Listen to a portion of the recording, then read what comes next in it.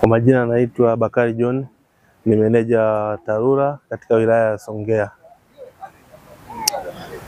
Katika wilaya ya Songea kwa upande wa TARURA tulipokea fedha kutoka serikalini za uondoaji wa vikwazo, ambapo katika wilaya ya Songea tulipata milioni 900 kwa ajili ya ujenzi wa madaraja katika mto Rumecha pamoja na mto Liweta, ambapo kwa hapa tulipo katika mto Rumecha tumeweza kujenga daraja ambalo limegharimu shilingi milioni 450 pamoja na ufunguzi wa barabara kilomita 4.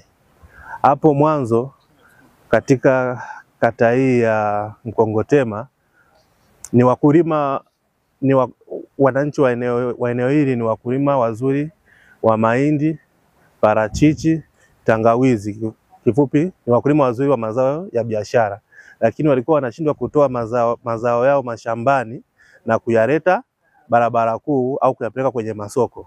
Hivyo kupitia mradi huu wa uondoaji wa vikwazo tumeweza kuwafungulia barabara kilomita 4 na ujenzi wa daraja.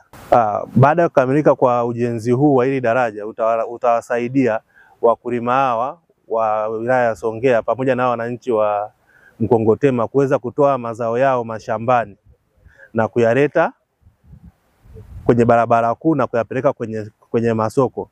Ina maana kwamba sasa hivi watakuwa wanatumia usafiri, gharama ya usafiri kutoa mazao mashambani utakuwa chini kutokana na kukamilika kwa daraja hili. Sisi kama TARURA tunaendelea kujipanga kama kauli mbiu yetu ilivyo, kumpa kufungulia barabara kufika kusikofikika.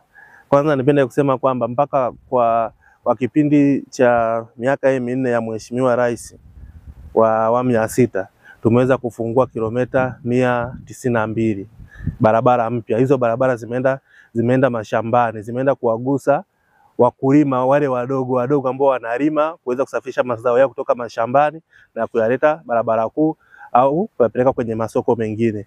Pia tumeweza kujenga madaraja makubwa ambayo yana urefu wa zaidi ya mita 25, madaraja 6 na madaraja mengine madogo zaidi ya 10. Kwa hiyo katika kukamilika kwa hizi kilomita ambazo tumezifanya kilomita 192 zimeweza kuwasaidia wananchi ambao ni wakulima kuweza kusafirisha mazao yao kwa urahisi kutoka mashambani.